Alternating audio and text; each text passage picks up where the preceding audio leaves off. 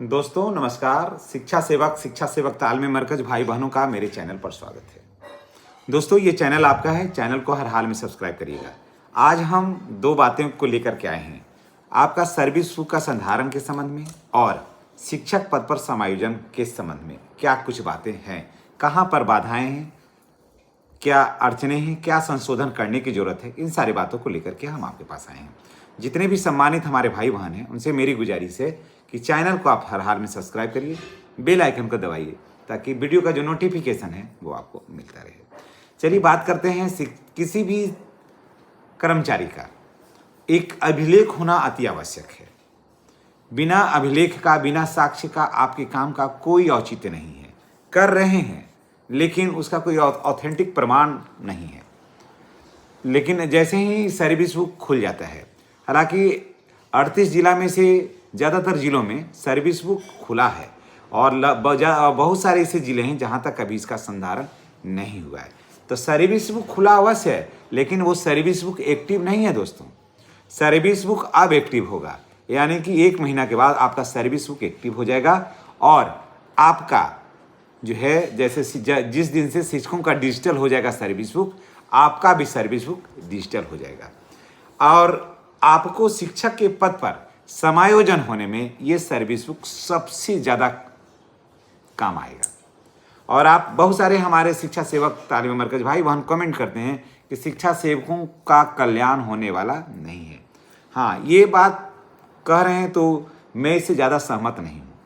समय लग रहा है लेकिन होगा अवश्य। देखिए, शिक्षक पद पर समायोजन होने में आपको ज़्यादा वक्त नहीं लगेगा और ज़्यादा सरकार के पास बाधाएं नहीं है।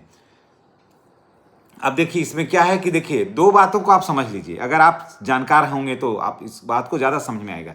जो अभी शिक्षक बीपीएससी के माध्यम से जिनकी बहाली हो रही है, उनका मूल वेतन है 25,000 रुपया, ठीक है। और आपका भी वेतन, टोटल वेतन कितना है? 23,000 रुपया के आसपास, ठीक है। तो कितना का अंतर हो गया? 2,000 का। ईपीएफ शिक्षक का भी, नियोजित शिक्षक का भी उतना ही कटता है जितना आपका कटता है। नियोजित शिक्षक का बाद में कटा है, आपका तो और पहले से कट रहा है।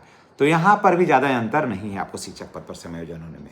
मैं एक जानकार डी ऑफिस में, उनसे मैं पूछा, अपने एक साथी से पूछा कि क्या शिक्षक सेवकों को शिक्षक पद पर समायोजन किया जा सकता है, तो उन्होंने कहा कि बिल्कुल किया जा सकता है।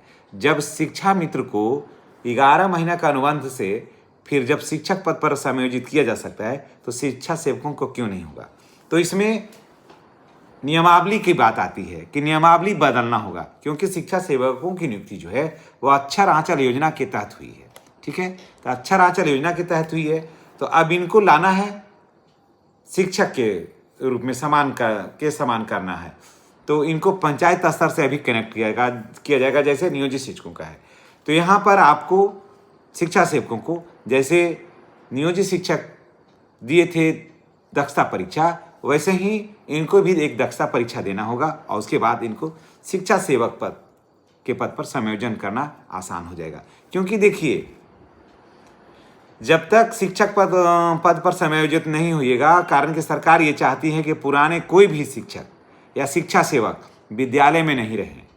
इस चीज़ को आप जान लीजिए, कोई भी शिक्षक या शिक्षा सेवक विद्यालय में नहीं रहें, तो ये तभी संभव है जब सभी अपने नियोजन इकाई से सब बाहर निकलिएगा। कारण कि शिक्षा सेवक भी एक विद्यालय में अब नहीं रहने रहे हैं ज़्यादा दिन, उनका भी ट्रांसफ़र होना बिल्कुल तय है।